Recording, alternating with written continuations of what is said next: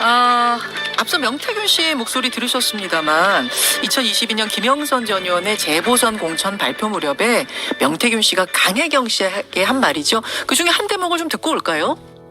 오늘 네. 여사님 전화 왔는데 내 고마움 때문에 김영선 거짓하지 말라고 내가 고맙다고. 네네. 야, 자기 선물이래. 김 여사의 선물이다. 이게 이제 무슨 말이냐. 물론 명태균 씨는 그냥 좀 부풀려서 거짓말한 거다라고 해명을 했습니다만 여러 가지 정황들이 영 석연치가 않습니다. 이렇게 김 여사를 둘러싼 각종 의혹과 논란이 쌓여가면서 국민의힘의 한동훈 대표는 특별감찰관을 서둘러 임명하자 이런 안을 내놓았는데 당 안에서 의견이 통일되고 있지 않죠. 오늘은 개혁신당의 시선으로 본 이번 사태. 허은하 개혁신당 대표와 함께 짚어보겠습니다. 허 대표님 어서 오십시오. 네, 안녕하세요. 좋은 아침입니다. 좋은 아침인데 좋아야 되는데. 지금 뉴스들이 좀 무겁고 복잡하고 그래서 정리가 잘 안 되고 막 그래요. 앞서 명태균 씨의 새로운 녹취록도 함께 들으셨는데 네. 김 여사가 자기 선물이란다라고 얘기하는 거. 네. 선물? 이걸 도대체 어떻게 해석해야 되는가? 어떻게 들으셨어요? 우리가 언제까지 이 명태균이라는 이름을 들어야 될지 참 암담하다라는 생각이 들고요. 예. 이래서 특검을 해야 된다라는 생각입니다. 그리고 시대 교체가 되지 않고서는 대한민국의 미래가 없을 것 같다라는 생각을 하는 1인입니다. 이래서 특검을 해야 된다. 네. 지금 바로 뛰어버리셨어요. 특검 이야기로. 아니 하나하나 좀 짚어보자면 언론들이 매일같이 특종들을 쏟아내고 있고 뭐 이런 녹취록 저런 녹취록 이 시기 녹취록 저 시기 녹취록이 나오는데 다 간접 증거예요. 즉 명태균 씨와 강혜경 씨의 통화 혹은 명태균 씨와 김영선 전 의원 통화 김영선 전 의원과 강혜경 씨 통화 즉 김건희 여사 목소리나 혹은 뭐 윤 대통령 목소리나 이런 직접 증거가 되는 것들은 나오지 않고 있단 말이죠. 근데 언론이 할 수 있는 건 사실은 여기까지잖아요. 네. 그래서 이제 수사가 필요하다 뭐 그렇게 건너가는 그렇죠. 걸까요? 예. 정치 혐오가 극에 달했는데 지금 극에서 더 극단화됐다라고 저는 생각을 합니다. 예. 그러니까 명태균이라는 이름을 듣고 싶지 않아 하세요, 일반 국민들이. 굉장히 피로해하시는 건 사실이에요. 네, 문자를 봐도. 그렇죠. 왜 저런 사람한테 정치권이 흔들리냐. 진짜 부끄럽다라는 말씀들을 국민들 입에서 하고 계시기 때문에 예. 빨리 해결하지 않으면 안 된다라는 생각입니다. 지금 개혁신당에서는 대통령 배우자의 법적 지위를 규정하는 김건희법 제정 필요하다 이렇게 네. 주장을 하고 계시고 네. 최근에는 김건희 특검법 중재안을 우리가 좀 추진하겠다 이렇게 또 말씀하셨는데 이거 어떤 건지 소개를 좀 해주시겠습니까? 우선은 지금 김건희라는 이름 자체, 네. 김건희 여사죠. 김건희 여사의 이름이 국감에서도 기승전 김건희로 시작해서 김건희로 끝납니다. 예. 이게 얼마나 불운한 대한민국인가라는 생각을 하게 되거든요. 그렇다면은 이 여사의 문제를 언제쯤 해결을 해야 되느냐. 사실 이번 여사의 문제만이 아니지 않습니까? 그렇다면 권한이 없는 사람이 권한을 행사할 수 있도록 그냥 둘 수는 없다. 제대로 권한이 있으면 책임을 지게 해야 되는 것이 옳다. 그런데 그러한 법적 권한이 없습니다. 그러니까 이번에 핸드백이에요, 명품백. 예. 명품백 문제나 도이치 관련된 것도 무혐의라는 것을 가지고 어느 국민이 수긍하겠습니까? 근데 법적 지위가 제대로 되어 있지 않기 때문에 예. 어떻게 수사하기도 어렵다라고 하는 거 아닙니까? 신분은 민간인이다 이제 이런 거. 네, 신분이 민간인이라는 건데 공직자가 아니다. 민간인이 어떻게 지시하고 다닙니까? 그러한 권한이 없어요. 그렇다면 민간인답게 하시거나 아니면 여사답게 해야 되는데 배우자 대통령의 배우자답게. 그렇죠. 근데 배우자답게라는 게 무엇인지에 대한 어떠한 기준이 없습니다. 그러네요. 우리나라에는. 그러네요. 그래서 네. 저희 개혁신당은 대안을 좀 제시하고 싶은 겁니다. 김건희 특검 해야 합니다. 이게 지금 이제는 수사하지 않고서는 해결할 수 있는 문제가 없습니다. 무조건 수사를 해야 될 것 같고 특검해야 되는데 그러면 김건희 여사만 특검하면 끝납니까? 제2, 제3의 김건희가 나올 수 있다. 예, 그렇게 하지 않게 하기 위해서는 대통령 배우자법 꼭 필요하다라는 생각입니다. 미국 같은 경우에 배우자법이 있는 있습니다. 거죠. 네, 그것도 힐러리 클린턴 때 아주 강하게 생겼어요. 아, 그때 생긴 네. 거예요. 그 전에 미국도 없었어요. 네, 강하게 있지 않았죠. 규정이 확실하게 생겼습니다. 대통령의 배우자의 지위도 법적으로 좀 규정을 해놓자. 그래야 이 법적으로 뭔가 재단이 가능하지 않겠느냐? 맞습니다. 관리 감독이 가능하지 않겠느냐? 굉장히 좋은 대안인 것 같습니다. 그렇죠. 자꾸 예. 숨잖아요. 예. 네, 검사 뒤에 숨고 국힘 뒤에 숨고 대통령 뒤에 숨기만 하시잖아요. 근데 이게 지금 개혁신당에서 주장하고 있는데 뭐 이게 통과가 되거나 뭐 이렇게 추진이 안 되고 있어요? 저희 주장만- 배우자법 관련해서 그래서 연구합니다. 천하람 원내대표 의원실에서 지금 진행하고 예. 법안 발의하게 될 것이고요. 이제 아하. 뭐 발의가 될지는 10명의 사인이 필요하니까. 그러니까요. 예, 발의돼야 된다. 의원님들께 꼭 말씀드리고 싶고요. 그리고 뭐 지금 중재법에 대한 중재안 특검에 대한 중재안 김 여사 특검법에 중재안을 내겠다. 네. 이건 뭔가요? 그거는 김 여사 특검법에 대해서 저희는 찬성합니다. 그런데 김건희 특검법에 대해서 통과가 어려우니 지속적으로 이제 대통령의 거부권이 나오고 있잖아요. 예. 그러니까 민주당에서 지금 말씀하시는 것은 특별 중재안을 만들자라는 거예요. 그러니까 상설 특검을 하자. 아, 상설 특검 하자죠. 상설 특검을 상설 특검 하자라고 하는데 그 상설 특검 좋단 말입니다. 그런데 문제는 개혁신당은 쏙 빼는 상설 특검입니다. 아, 그렇습니까? 예, 그러니까 법안의 규칙 안에 예. 약간 장유유서법이 있어요. 나이를 가지고 얘기를 한답니다. 어. 그러면은 저희 개혁신당은 누가 봐도 청년의 당입니다. 예, 예. 우리 아니, 30대. 나이를 가지고 어떻게 얘기를 하는 그러니까 나이가 많은 사람을 추천해서 넣겠다, 뭐 재선을 넣겠다 이런 것들이 있는데요. 그래요? 어떻게 중립적이느냐라는 것에 대한 기준이 되어야 되는데 왜 그런 뭐 재선이라던가 아니면 뭐 나이를 가지고 하느냐.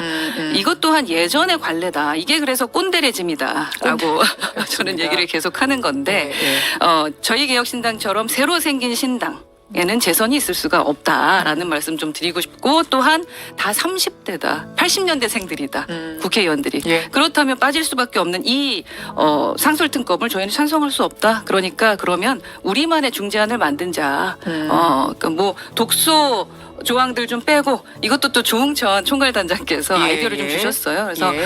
빼고 우리만의 중재안을 만들자 해서 논의했고 지금 천하람 의원실에서 천하람 의원이 숙제가 많습니다. 그렇군요. 예. 그래서 대통령이 거부하지 않고 여야가 다 참여할 수 있는 중재안을 가지고 김 여사 이 의혹들 좀 털어보자 그런 건데 그 안으로는 그럼 여야 합의는 될 거라고 보세요?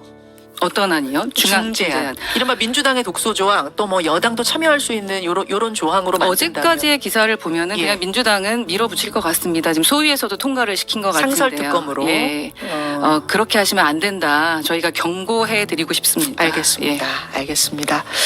지금 이제 특검은 그렇고 국민의힘 안에서는 한동훈 대표가 특별 감찰관 임명을 서두르자 우리가 이거라도 해야 되지 않습니까? 라고 당 안에 읍소를 하고 있는데 벽에 부딪혀 있는 느낌입니다. 이건 어떻게 바라보세요? 그냥 먼지 일으키기 전략이다라고 생각을 하거든요. 그러니까 특검 국민들 들으실 때 헷갈려요. 네. 하지만 전혀 다른 겁니다. 예를 들어서 특별 검사와 특별 감찰관은 다르다는 것은 강제 수사권이 특감에는 없습니다. 근데 정말로 느려요. 그리고 현 시점에 대한 상황을 판단하지 못하는 것 같습니다. 자, 특별감찰관을 해야겠다라고 강력하게 주장을 해도 국민의힘에 대해서 신뢰를 할까 말까 하는 상황에서 해야 되네 말아야 되네를 가지고 내부에서 싸우고 있다라는 게 정말 현실 감각 없다. 그러니까 저희가 자꾸 꼰대라고 하는 거거든요. 아하. 좀 현실 감각이 있었으면 좋겠고 현 시스템으로는 특검 아니면 답이 없다라고 생각합니다. 그래서 그렇게 뭐 네. 보시는 거군요. 아니 일단 특별 감찰관을 놓고 공개 의총을 하느냐 아니면 조용하게 비공개 의총하느냐 표결하느냐 마느냐 이거 놓고 지금 당 안은 좀 뜨겁던데 뭐 국민의힘에 계셨으니까 내부 분위기도 잘 아시니까 제가 여쭙는데요. 어떤 쪽에서는 공개 의총하고 표결까지 붙이면 당 끝이다. 끝장이다. 분당이다. 이렇게 말씀하시는 분도 있고 아니다. 국민들한테 다 보여드리고 표결하자. 그게 더 투명하지 않느냐 하는 쪽도 있는데 어떻게 보세요? 우물안 개구리 같아요. 세상이 진짜 어떻게 돌아가고 있는지 몰라요. 거기서는 지금 치열하게 싸우고 있죠. 야, 이렇게 하면 우리 진짜로 큰일 나. 저는 안 봐도 뻔합니다. 비디오입니다. 진짜. 느껴지세요? 네, 그 느껴지죠.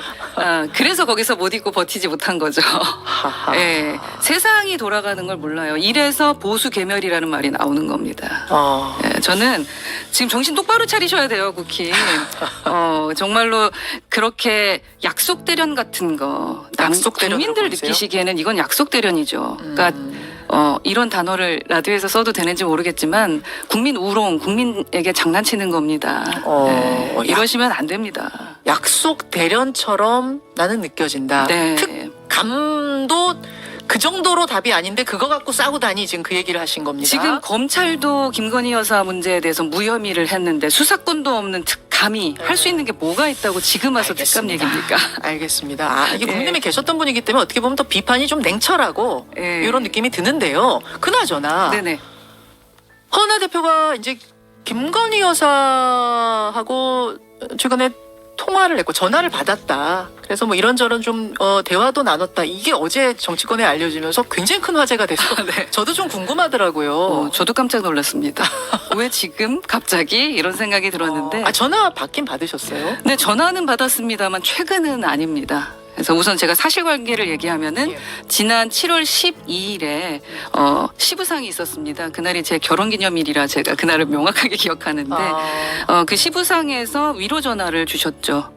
그때 당시에 우원식 의장 그리고 추경호 원내대표 오세훈 시장 등 여야의 정치인들이 다 직접 조문을 오셨거든요. 근데 뭐 직접 조문 가지 못해서 미안하다라고 말씀하시면서 위로의 전화를 주셨고요. 그래서 그러한 전화를 받았습니다. 근데 이제 예. 지난주에 뭐 최근에 통화했다라는 말은 사실이 아니다. 시점은 좀 그래서 제가 통화한 적 없다라고 한 게 최근 뭐 지난주, 지지난주 아니다라고 이제 얘기를 했었습니다.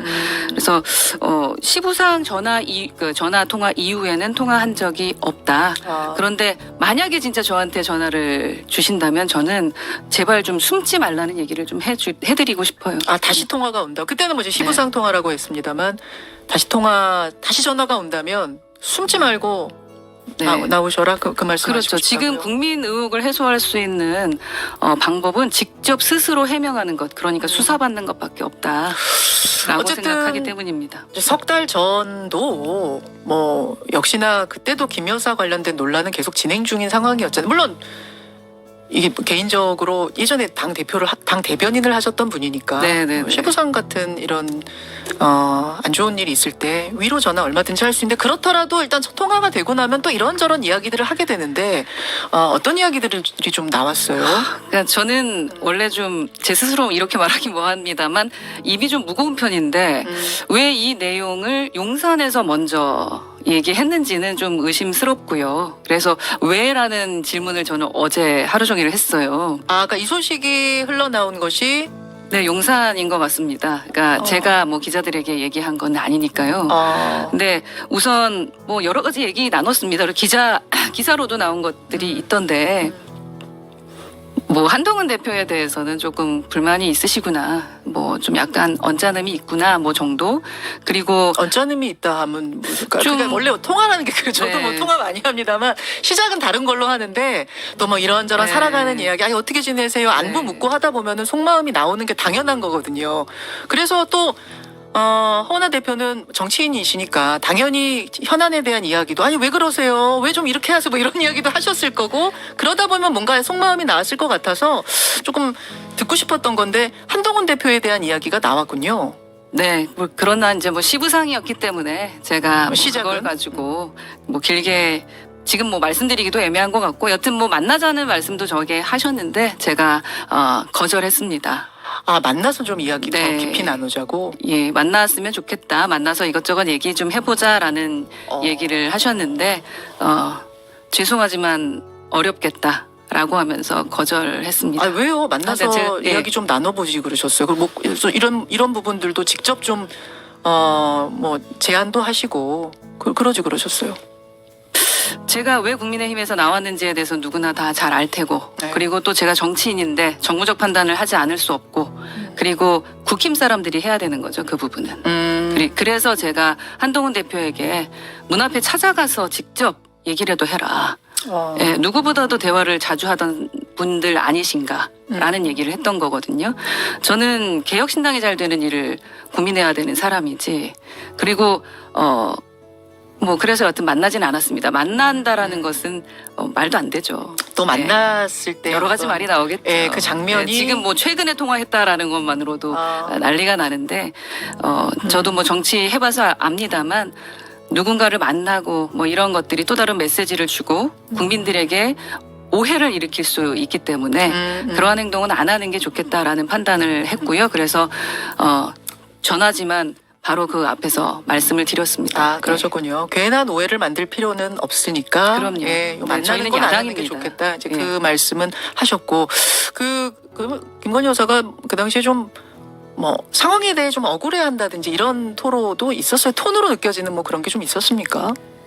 글쎄 뭐 아무래도 그 김 여사 스타일이 있을 겁니다. 그래서 뭐 얘기를 했는데 그것마저 제가 뭐 얘기를 하는 자체가 저의 성격에는 좀 안 맞는 것 같아요. 네, 여러 가지 말씀을 하셨고요.